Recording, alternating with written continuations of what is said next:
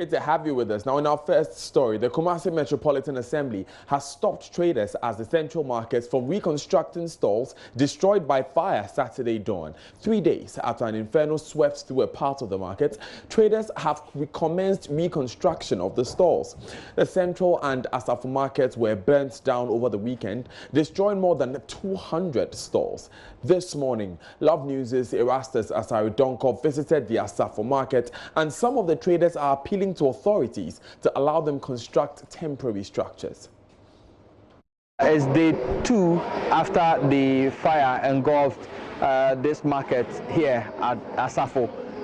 But we are not learning anything new except for the fact that the traders are demanding that the authorities allow them to start reconstructing their stalls. So you can see the number of stalls that were devastated by the fire. But they say business must go on, they must make a living. Many of them have contracted loans, and so they need to repay them. And so they want to start rebuilding their own stores and be able to continue with their lives. And that is what the Assembly is saying, that no, they are not allowing anybody to start constructing any structures of any sort. They are waiting for authorities to sit and discuss on reconstructing it and building a new market from here. And so that's the bone of contention now. But already we have some scavengers also benefiting from this whole mess.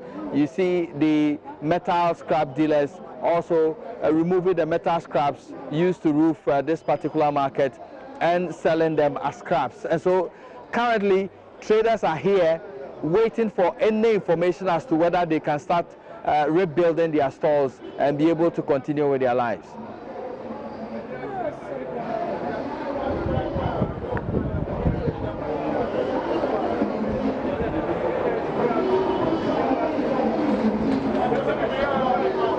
I have one of the traders here. Let me speak with her briefly.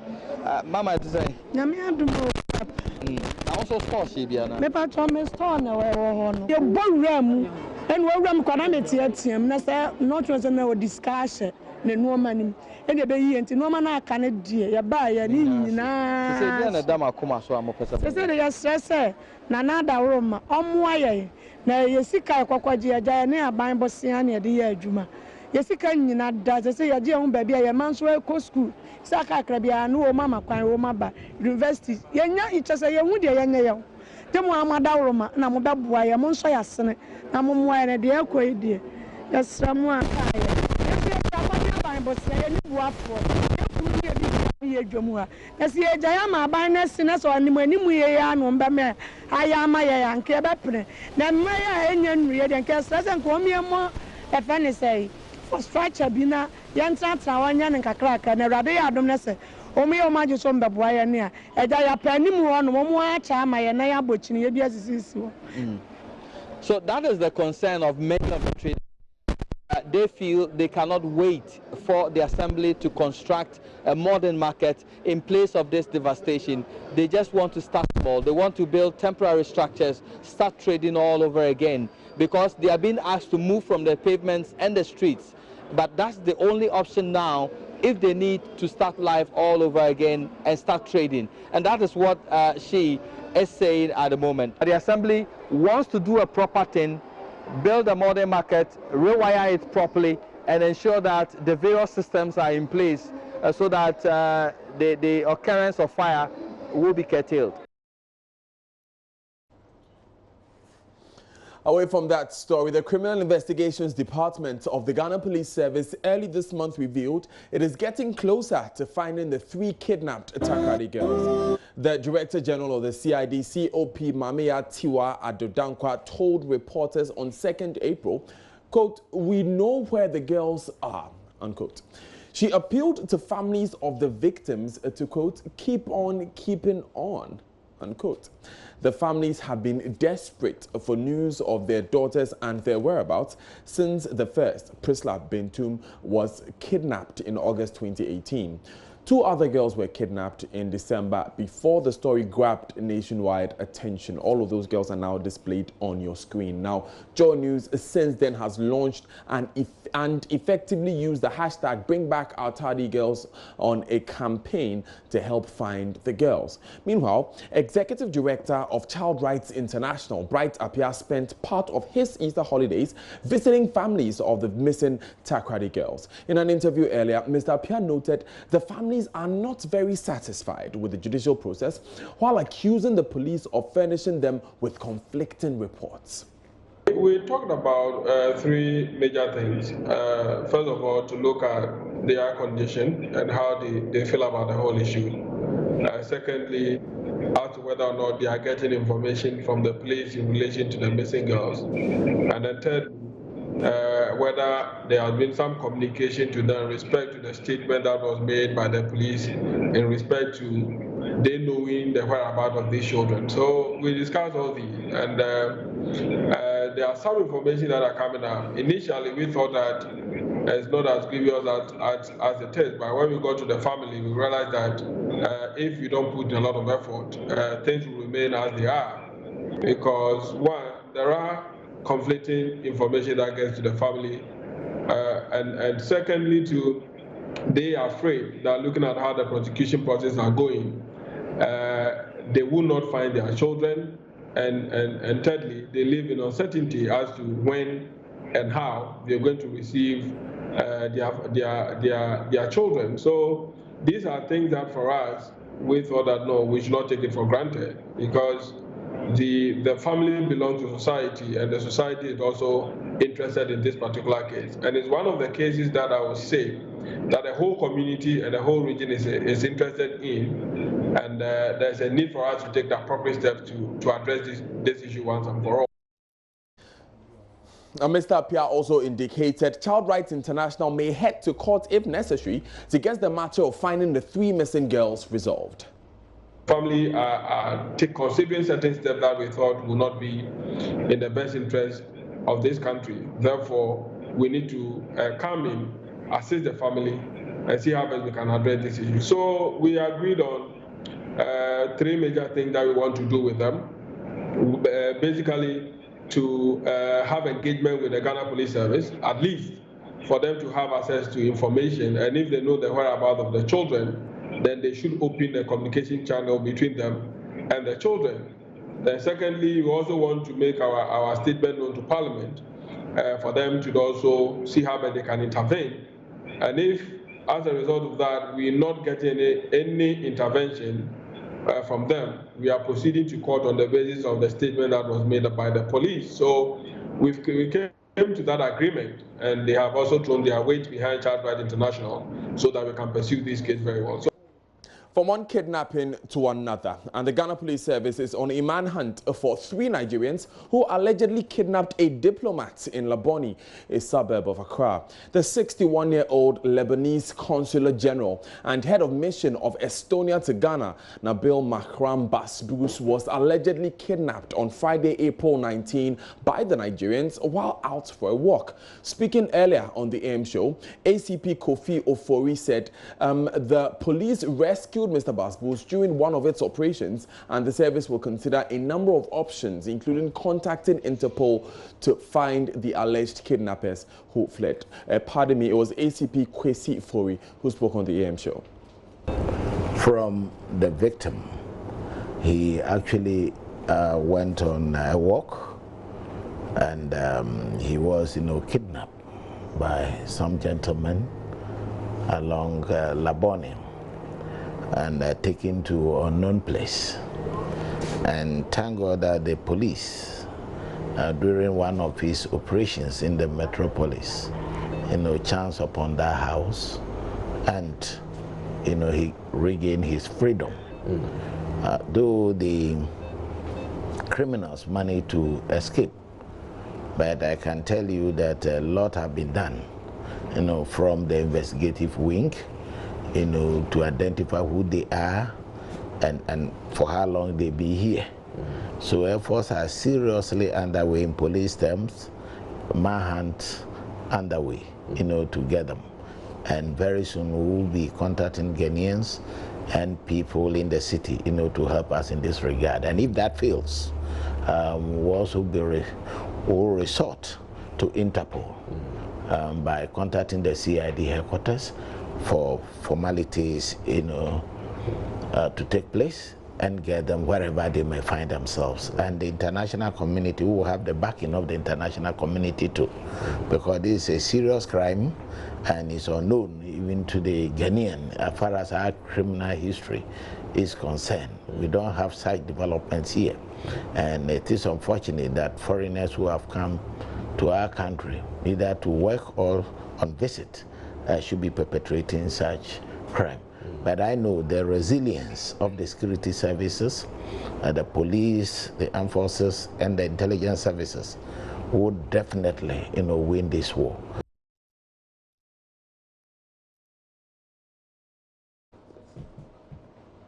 A lot happening in the capital this weekend, including the 100th birthday celebration of the National Chief Imam, and Vice President Dr. Mahmoud Bawumia has called for peaceful coexistence between Muslims and Christians. Speaking at a lecture to commemorate the 100th birthday of Sheikh Usman Nuhu Shaributu, the Vice President drew similarities between the Muslim and Christian faiths, noting there is more than that to unite the two faiths.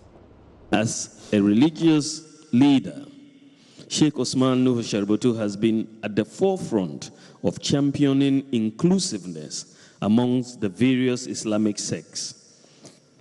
He has also promoted interfaith dialogue between Muslims and Christians, which has ensured a peaceful coexistence between the two leading religions in Ghana. At a time, the world is experiencing religious intolerance, leading to the unfortunate killings of innocent people by extremists who cannot tolerate the religious views of others. Ghana is enjoying a great collaboration between the two leading religions in our country. As we heard, and we've been here in the last few days, a few days ago, the National Chief Imam paid a remarkable visit to the Catholic Church in Accra. And a day after this historic visit, a group of Christians also paid the Chief Imam a visit at his home. These were beautiful scenes and moments of pride for every Ghanaian. As I listened to the BBC's report on the National Chief Imam's visit to the Catholic Church, I felt very proud as a Ghanaian for the positive views Ghana attracted on the international stage following the exemplary visit by the National Chief Imam. Our colleagues from other countries are often astounded by the level of religious tolerance in Ghana. Our answer to them is simple. We have a National Chief Imam who is extremely knowledgeable, but also humble and a champion of interfaith dialogue and peace. We also tell them we have Christian leaders like Archbishop Charles Palmer Buckle, who are receptive to the National Chief Imam's gesture of respect to the Christian community.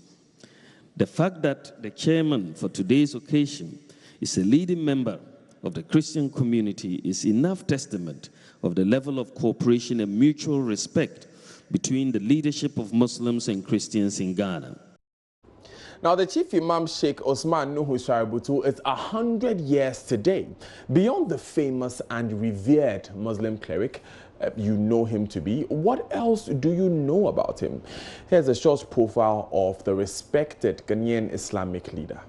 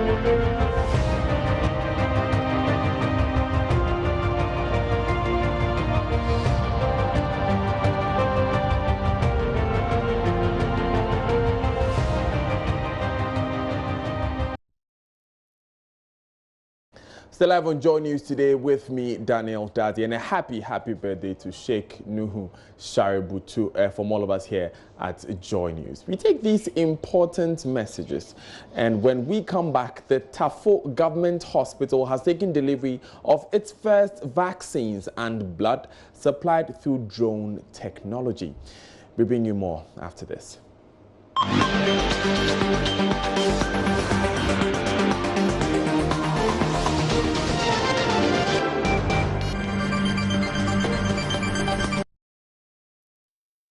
Still live on Joy News today. Thanks so much for staying with us. Now, the fight against armed robbery on the Aframso-Ejura stretch and the Ejura-Setre-Dumasi area of the Kumasi-Yeji Road appears to be a Herculean one. Many attempts by security agencies and residents have yielded little results. Exactly a week after Inspector General of Police David Asantia Pietu visited the area to discuss the subject with divisional and district commanders, robbers have struck again. They attacked and robbed marketswomen and other commuters within a space of 5 days. Joy News' Mahmoud Mohammed Nuruddin visited Ejura and filed this report. The Ejura-Mampong Road, heading towards a forest reserve, has become a hideout for criminals. The forest stretch is less than 10 minutes drive, but it is the most dreaded zone for road users. Some robbery victims have either died or suffered gunshots at the hands of the assailants. On April 11, the IGP visited Mampong Divisional Command, under which Ejura falls, to discuss ways of ending robbery in the area, which has caught the attention of the president. 2 days after the visit, passengers were robbed along the Ejura forest stretch. Ekwia, as we choose to call her, is a victim, including 2 other health workers of Ejura Government Hospital. Ekwia says the robbers fired indiscriminately and ordered them to hand over their monies or lose their lives. We bumped into them. By then, they had already robbed other cars and were hiding in the bushes. So when our car got there, they rushed to our car and were demanding us to bring out everything we have on us. So they took the money from the car before letting us come out of the car to search the car. And they were shooting. When we got there, even when I saw the guns, I thought they were just there to scare us. But they gave some warning shots, meaning they were serious, so we have to comply with them. On Wednesday, April 17, 2019, that's 4 days later, there was another daylight robbery on the same stretch. Joy News checks reveal Municipal Chief Executive Mohamed Bambasao had to draw the attention of security personnel to swiftly intervene. Police had complained about inadequate personnel, vehicles and even arms as challenges the robbers take advantage of. This is how Divisional Police Commander Chief Superintendent Wisdom Lavo told the IGP. These robbers live close and then keep monitoring the movement of the patrol vehicles. And as soon as the patrol teams move to one end, then they rob at the other end hurriedly and run away into the bushes. Meaning they capitalize on our loopholes of the patrol teams, and especially during the changeover periods. Now, vehicle complaint. Pickups. Mampong District, 2 pickups. Mampong District, 1 pickup. Nifahini of Ejura Traditional Council, Nana Ose Kujo Ansibie II, is worried about the persistent attacks on the stretch. He wants the police administration to act immediately. The police strength here is woefully inadequate. They are not well resourced. And with the rate at which the thing is organizing, we believe that there should be a sort of a joint military police activity, enforcement. If we have the military supporting the police and do a swoop, because it's happening always in certain areas. So we believe that if they are in or they team up, we will make progress. Mohammed Nuruddin's report for Joy News. So live on Joy News today with me, Daniel Dazi, and the Tafo Government Hospital has taken delivery of its first vaccines and blood supplied through drone technology. It is the first among 500 health facilities within the Ominako-Suhum area in the eastern region expected to benefit from government's drone technology initiative. Joy News' Matilda Omega joins us from Tafo with more. Matilda, we understand that this is part of the final testing ahead of the official launch tomorrow. How did it go? Yes, Daniel. Yes, we are told that this is part of the final test. But what I can report at the moment is that the Tafo Government Hospital placed an order for polio vaccine and also yellow fever vaccine. They placed this order within 15 minutes. They got delivery of it. And what the medical officials here tell me is that they usually get their supplies from the regional medical store, which is located in Koforidua. And combining paperwork and travel and all that, it will usually take around 3 hours for them to get these supplies. But with the drone service, within 30 minutes of a round trip, they got the delivery. And I'm told that even yesterday, during the surgery, they urgently needed blood and they placed an order for it. And they got that to save the life of a patient. And we have also been speaking to that patient on what they make of all this. So, Daniel, at the Tafo Government Hospital, we can largely say that this service is working here. But we are told that this is only the first facility. There are other 500 facilities that will equally benefit from this service as well. So we'll be visiting the Ominako Center again to look at how the operations work in general. But most importantly, what doctors are saying, that they are happy this is going to save lives, a lot of lives here, to stop the needless deaths as a result of delays in getting these supplies. So it's been largely successful here, Daniel. To hear, but I'm just very curious. The Tafo Government Hospital, have they let us know what the requirements will be? How many of these trips the drones will make to that hospital in a day? So at the moment, everything is going to be based on your request, what you need. So if you place an order that you need polio vaccines, that is what we place to you. There is no a cartridge that you should get 30 supplies in a day. So it depends on what you want at the moment, whether emergency or restock. It could be emergency blood that you need. It could be a restocking of vaccines, just like we saw today.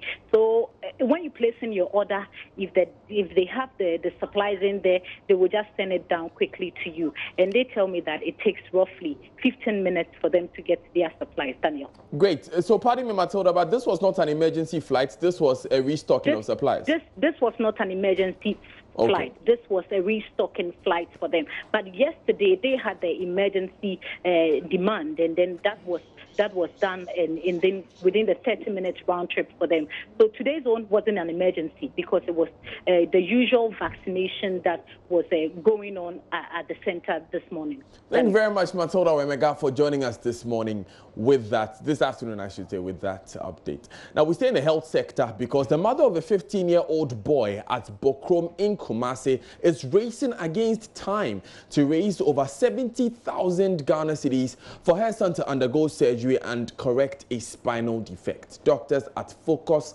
Orthopedic Hospital in Accra have diagnosed Nathan Ajiman-Bedu with what medical experts refer to as a scoliosis. He has since been discharged because relatives cannot afford the cost of operation. Nana Sensumens have visited the boy and his mother as their residents and filed this report.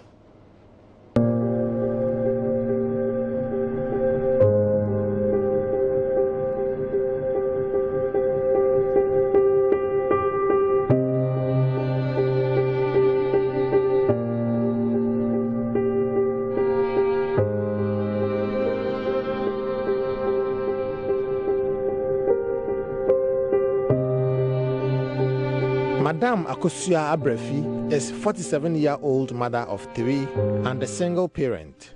She recounts how Nathan, her son, returned from school one hot afternoon and complained of pain in the spinal cord. Suddenly, the skeletal bone started bending and shifting to the right shoulder. After repeated X-ray and other medical tests, doctors confirmed Nathan has scoliosis. A sideway curve in his spine interferes with his breathing. My name is Akosia Brefi. Nanajiman is my son. He left for school on the double track system about 2 months ago. A friend drew his attention to a lump on his back, for which he rushed home, so I took him to Konfanoche Teaching Hospital.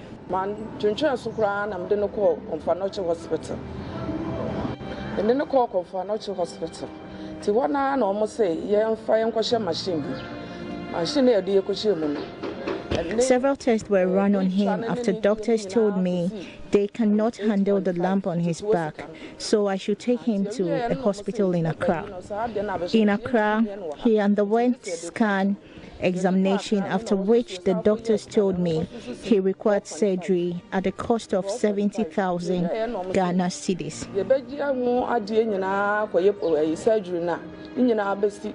70,000 Ghana cedis. HSI is a 700 million. Madame Abrefi has no clue how to come by 70,000 cedis cost of emergency surgery, which doctors say he can survive for only a few months. The helpless mother says even feeding her 3 children is a daunting task. Nathan appeals to the public for support. When we went to the hospital for our MRI and the X-ray, we cost about 10,000 Ghana cedis. Before the doctor told us that the surgery is going to cost for about 70,000 Ghana cedis. But my mother is jobless. She doesn't have all the money to pay it. So I'm pleading that people from outsiders should help me enough to pay the money.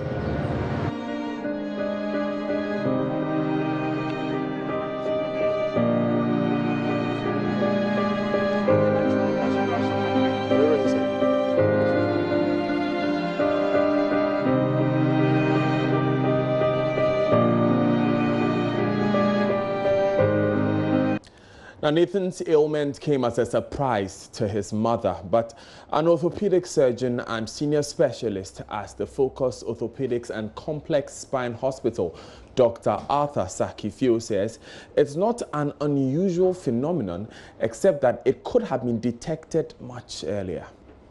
What will happen is that more often than not, the kid will complain of a back pain, and then we'll go to hospital. Will have an X-ray or will have himself examined and will be picked up. But what we as surgeons usually advocate for is screening programs. There are quite a number of people who have this and they don't know. So screening programs pick them up. So in schools, in churches, in the community, when we have good screening programs to pick up scoliosis, we can pick a number of people who have this and they don't know. So it's not a rare situation. It's not a rare situation that one would complain that, oh, they just suddenly discovered it. It's been there, but because of how the body is structured, it may not appear visible initially. That his condition is a progressive condition. From the X-rays we've done, his MRI, it tells us that this is not going to stop. It's something that's going to progress. And if it's going to progress, it means it will get to a time when it will become life-threatening. And when it becomes life-threatening, it is not the time for you now to go and expose the body to very complex surgery.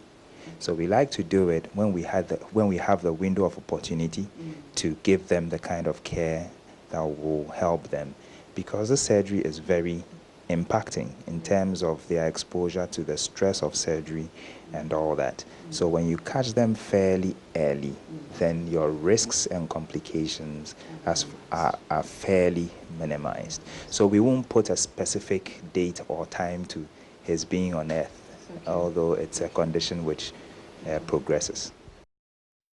Meanwhile, 15-year-old Nathan Ajimambedu risks developing hard lung problems as a result of the gradual bending of his spine to one side of his body.